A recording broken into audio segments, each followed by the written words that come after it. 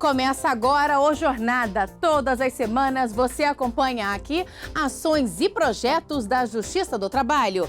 O programa conta com a colaboração dos Tribunais do Trabalho em uma viagem pelo país.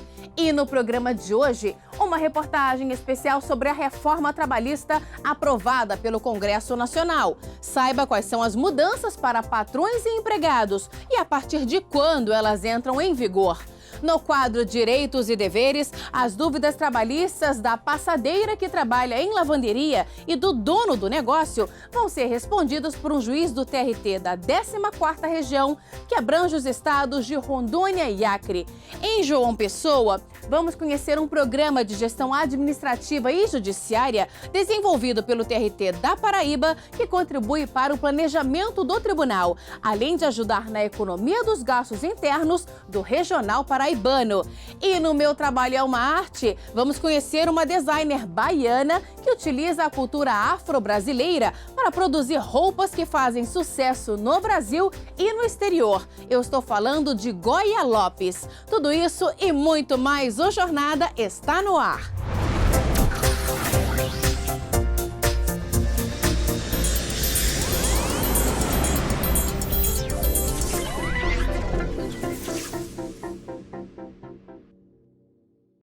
O Congresso Nacional aprovou mudanças na legislação trabalhista e a reforma já foi sancionada pela Presidência da República. Na reportagem especial de hoje, vamos saber quais foram as modificações feitas na Consolidação das Leis do Trabalho, a CLT, e a partir de quando as novas regras entram em vigor. Veja só. A nova lei vale para todos, empregados urbanos e rurais com carteira assinada. Em relação às regras gerais, a mudança alcança inclusive trabalhadores contratados sob regime especial de trabalho, como bancários, telefonistas, trabalhadores de frigorífico, jornalistas, professores, vigilantes, empregados domésticos e profissionais liberais. Para esses profissionais, no entanto, as normas específicas que disciplinam as categorias foram mantidas. Dentre os pontos da consolidação das leis do trabalho que foram atualizados pela reforma, estão dispositivos que alteram critérios para a concessão de férias, definem regras para a negociação coletiva, acabam com determinadas modalidades de jornada e regulamentam outras. Estudantes e empregados menores de 18 anos ainda têm o direito de coincidir o período de descanso com as férias escolares. Já os demais trabalhadores, que só podiam dividir em 2 períodos os 30 dias aos quais têm direito por ano, agora poderão parcelar as férias mediante negociação. É o que explica este especialista em direito do trabalho. Ao contrário do que nós tínhamos, você pode parcelar as férias em até 3 períodos, desde que um deles não seja inferior a 14 dias e os outros 2 também não sejam inferiores a 5 dias. A outra mudança em relação às férias é que antes você não podia parcelar as férias dos empregados maiores de 50 anos e dos menores de 18 anos. A partir de agora, essa restrição desaparece.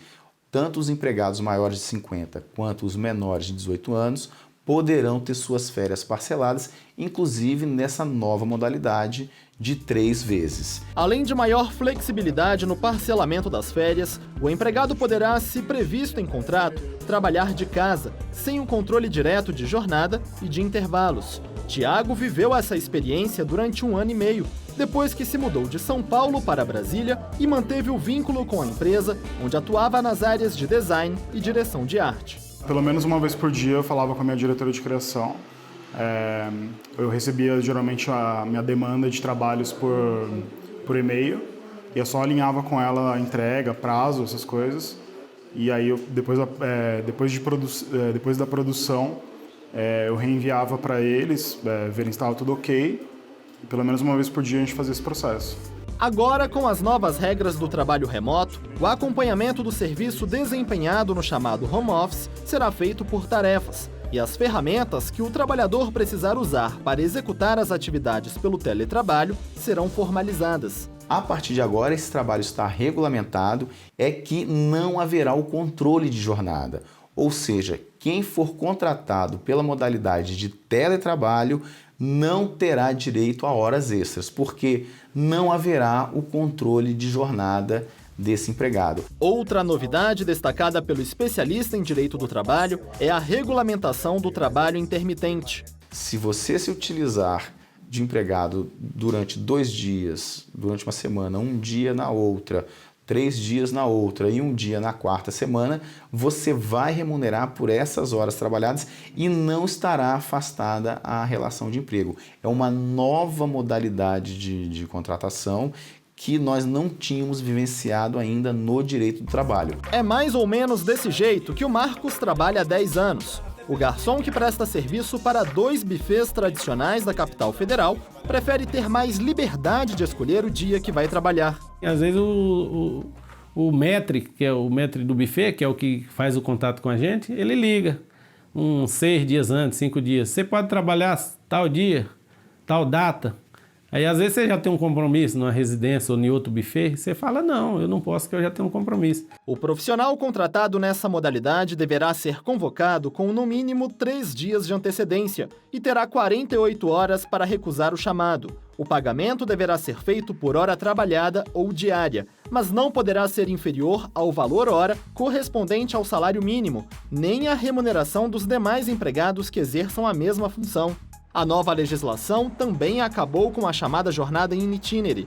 Até então, para os trabalhadores das empresas localizadas em área de difícil acesso ou não atendidas por transporte público, o tempo de deslocamento na condução oferecida pelo empregador para ir e voltar do trabalho era computado como tempo à disposição do empregador.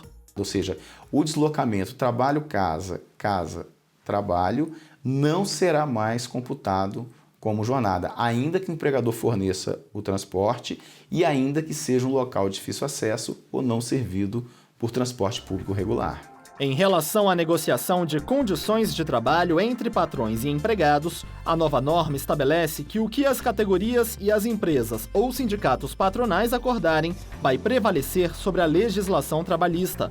A Lei 13.467 de 2017 elenca os direitos que poderão ser negociados por intermédio de acordo e convenção. Dentre eles estão os que dizem respeito à jornada, intervalos e parcelas que integram a remuneração dos trabalhadores, como gorjetas, prêmios e gratificações.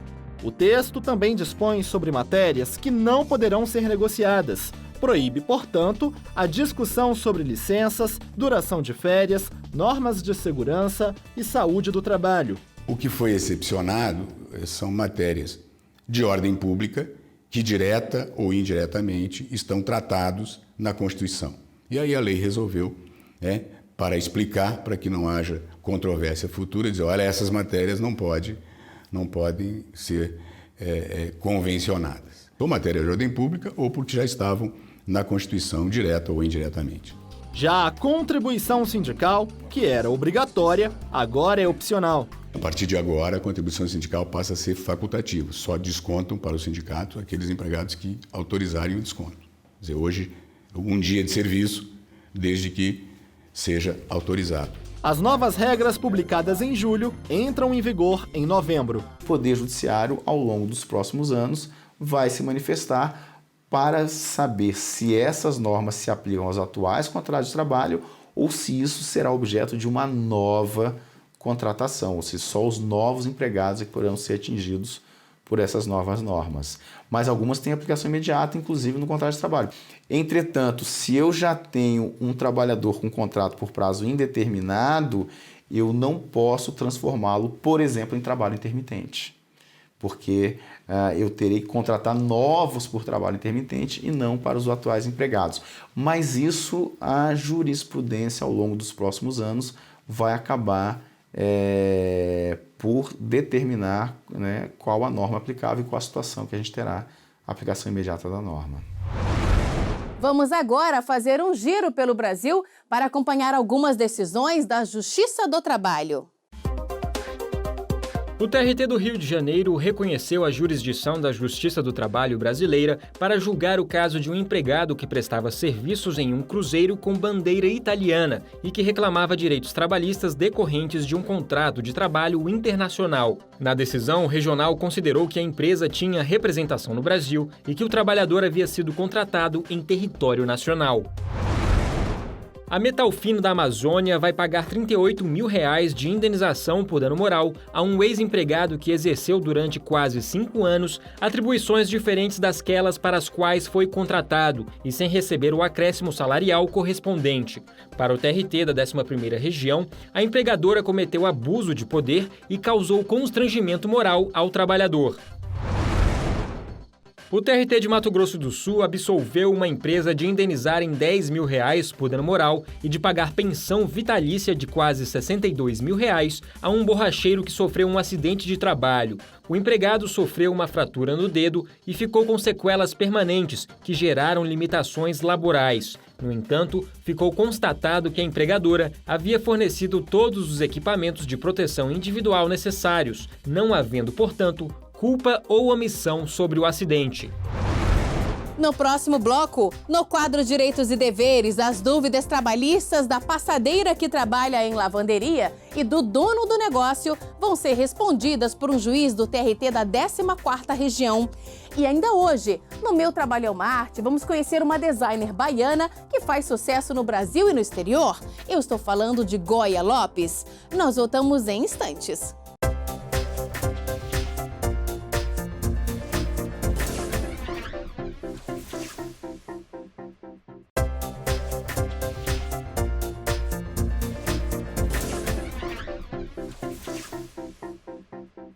Vamos saber mais sobre a atuação da Justiça do Trabalho? Chegou a hora do JT em ação. O Corregedor-Geral da Justiça do Trabalho, o ministro Renato de Lacerda Paiva, realizou correição ordinária no TRT do Rio Grande do Sul. Durante a semana, o ministro participou de audiências abertas ao público, visitou a Escola Judicial, o Centro de Conciliação e o Foro Trabalhista de Porto Alegre. O TRT de Mato Grosso realizou palestras sobre segurança no trabalho para 45 trabalhadores que atuam no canteiro de obras da construção do Parque Chapada da Costa. Esta é a 13ª edição do evento, que tem percorrido as principais obras de Cuiabá para conscientizar patrões e empregados sobre os riscos de acidentes laborais. O TRT da 9ª Região, em parceria com o Instituto Paranaense de Cegos, a Universidade Federal do Paraná e o Ministério Público do Trabalho promoveram um seminário às pessoas com deficiência e as relações sociais de trabalho no capitalismo. O evento contou com palestras e debates sobre lei de cotas, formação de trabalhadores com deficiência e os reflexos da terceirização no trabalho dessas pessoas. A 6ª Vara do Trabalho de Vitória, no Espírito Santo, agora conta com uma estante para troca de livros. O objetivo é incentivar a leitura e o compartilhamento das obras. Dentre os temas mais comuns estão direito do trabalho, constitucional e civil, além de matérias para concurso público e revistas em quadrinhos do Ministério Público do Trabalho. Os livros estão disponíveis para estudantes, advogados, servidores e magistrados de segunda a quinta-feira, entre 8h30 e 13 horas. Todo mundo sempre tem alguma dúvida quando o assunto é direito trabalhista? Hoje, no quadro Direitos e Deveres, vamos conhecer as perguntas da passadeira de lavanderia e do dono do negócio. E direto de Porto Velho, um juiz do TRT da 14ª Região, que abrange os estados de Rondônia e Acre, dá as respostas. Caso eu danifique alguma peça do cliente, esse prejuízo pode ser cobrado do meu salário? Depende, Eurenice. Tem várias questões que devem ser analisadas no caso concreto. Primeiro, se o empregado agiu com dolo, ou seja, com a intenção de danificar alguma peça do cliente, é possível desconto salarial, desde que comprovado esse dolo. Agora, numa hipótese de culpa, ou seja, se o empregado agiu com negligência, imprudência ou imperícia, e acarretou o dano a uma peça do cliente, somente poderá haver o desconto salarial se previamente ao ocorrido existir um acordo expresso entre o empregador e o empregado, prevendo a possibilidade do desconto salarial por culpa do trabalhador. Geralmente, os contratos de trabalho já contêm uma cláusula determinando a possibilidade de desconto salarial decorrente de algum dano causado por culpa do trabalhador. Lembrando que quando o dano é causado por dolo, nem precisa haver esse expresso acordo em contrato de trabalho, como cláusula contratual. Questões previdenciárias que envolvem acidentes de trabalho são anotadas em carteira de trabalho? A CLT, Luiz, ela tem uma previsão expressa no artigo 30 de que as questões previdenciárias depois do acidente de trabalho serão anotadas na carteira de trabalho, porém serão anotadas pela Previdência Social, que é o órgão responsável por essas anotações. Há uma previsão expressa sobre isso, certo? Por trabalhar muito tempo em pé, eu tenho direito a intervalo de descanso durante a minha jornada de trabalho, além do horário de almoço? Certo. Na verdade, Euridice, a CLT somente prevê o descanso do intervalo entre a jornada, que seria no horário de almoço. Não há uma previsão legal referente a intervalos longos, intervalos no longo da jornada de trabalho, em razão do empregado trabalhar muito tempo em pé. No entanto, tal possibilidade de intervalos intermitentes pode ser objeto de acordo individual entre empregador e empregado, ou mesmo objeto de negociação coletiva, mediante a formação de convenção coletiva de trabalho ou até um acordo coletivo de trabalho. Posso fazer o pagamento do empregado por produção ou tenho que pagar um salário fixo? Sim, Luiz, pode fazer o pagamento do empregado por produção, desde que a natureza do trabalho exija ou possibilita que seja feito dessa maneira. O salário pode ser pago por unidade de tempo, onde se enquadram os horistas, os mensalistas, os diaristas, ou também pode ser pago por unidade de obra, quando se remunera a produção. Então, quando o trabalhador mais produz, ele mais ganha. E essa forma de pagamento de produção seria por comissões, percentagens, salário por peça. Então, pode haver pagamentos por produção. A única ressalva que faço é que se num determinado mês o trabalhador não conseguiu atingir a meta estabelecida de produção, ele pelo menos deve receber o salário mínimo previsto na Constituição. No próximo bloco, em João Pessoa, vamos saber como funciona um programa de gestão administrativa e judiciária desenvolvido pelo TRT da Paraíba. E no Meu Trabalho é uma Arte, as peças de uma designer baiana que usa elementos da cultura afro-brasileira para produzir roupas que fazem sucesso no Brasil e no exterior. Nós voltamos daqui a pouco.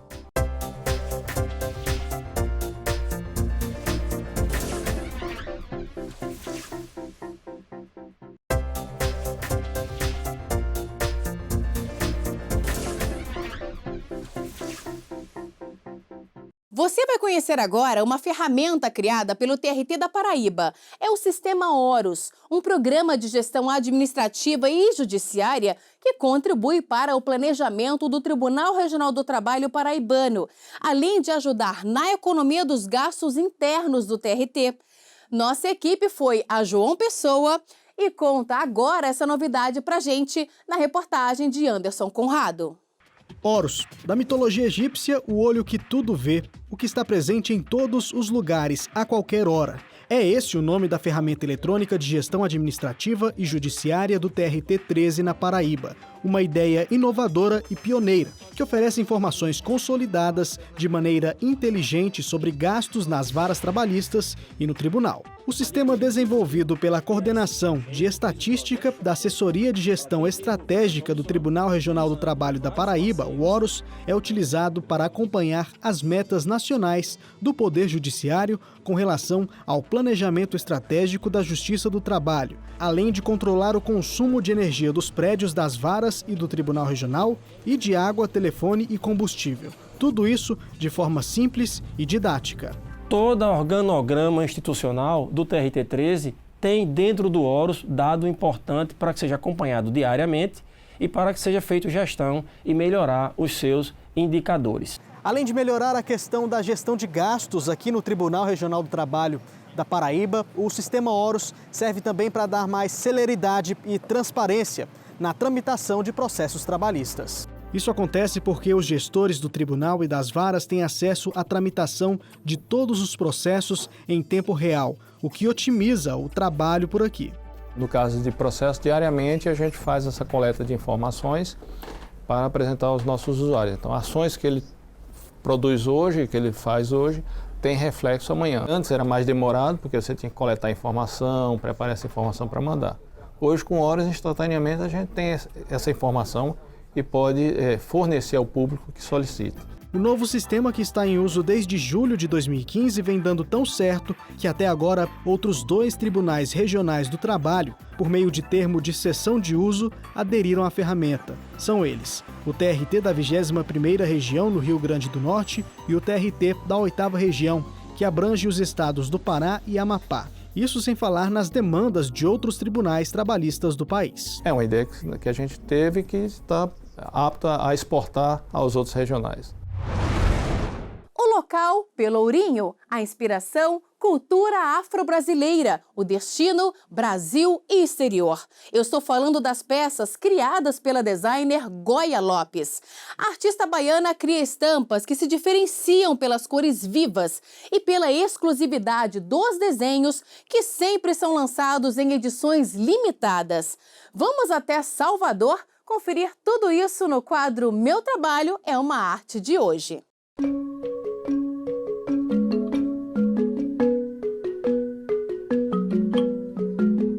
A história dos escravos, do cangaço, do nordestino, dos índios, o sincretismo, a religiosidade, a música, entre tantos elementos, estão presentes nas estampas da artista. As minhas estampas contam toda a nossa história, conta a nossa luta, conta todas as raízes, toda a nossa afrodescendência. Eu me digo que eu sou uma contadora de histórias pelas estamparias e depois é que vem a questão do modelo. A arte e a moda não entraram por acaso na vida dela. Me formei em artes plásticas pela UFBA e depois eu consegui uma bolsa de estudo para estudar na Itália de design. Então, eu fui para a Itália como artista plástica, fazendo a profissão do futuro, porque isso era mais ou menos em 77, onde ninguém falava de design. As inspirações de Goya vêm de suas vivências e pesquisas. É exatamente do dia a dia. Quando eu percebo alguma coisa, tem várias histórias. Eu tenho uma história que eu recebi um livro, aí depois outra pessoa me deu outro livro, e depois uma pessoa falou, eu juntei. Então eu disse, ali tem coisa. Então depois é que eu percebo que eu vejo que tem alguma coisa interessante, é que eu vou para a pesquisa. Aí eu pesquiso, faço a relação desse fato, vejo todo o embasamento, aí que eu passo para a criação. Quando eu vou fazer a criação, já está todo formado na minha cabeça, porque eu já vivenciei, já li, e aí fica mais fácil você criar, porque você está com todos os elementos dentro de você. Essa foi uma exposição que eu fiz em Nova York, que era individual e que eles queriam a temática Oxóssi. Goya se orgulha de ver e vestir uma geração empoderada. O meu trabalho foi uma maneira de empoderar a minha cultura por meio de uma coisa do cotidiano. Porque ao mesmo tempo que eu fazia arte, são peças que têm um potencial artístico, ao mesmo tempo eu trazia ela para o dia a dia, para o cotidiano. Então era uma maneira de falar. Um desafio que a artista teve ao longo da carreira foi conciliar arte e administração. Eu hoje estou terceirizando e faço as 2 pontes iniciais, que é a criação, todo o desenvolvimento do produto, e terceirizo e depois eu faço a venda. A estilista já vestiu artistas como Jimmy Cliff, Moraes Moreira, criou peças de decoração para o Palácio do Itamaraty e para o setor de pediatria do Hospital Aliança. Agora, ela quer lançar um livro e montar um acervo contando seus 30 anos de criação. Temos um projeto no futuro, uma plataforma digital, na qual todo esse material vai ser colocado para ser vendido também como imagem. Goya resume a moda e a arte em uma frase. É a vida, é a minha vida.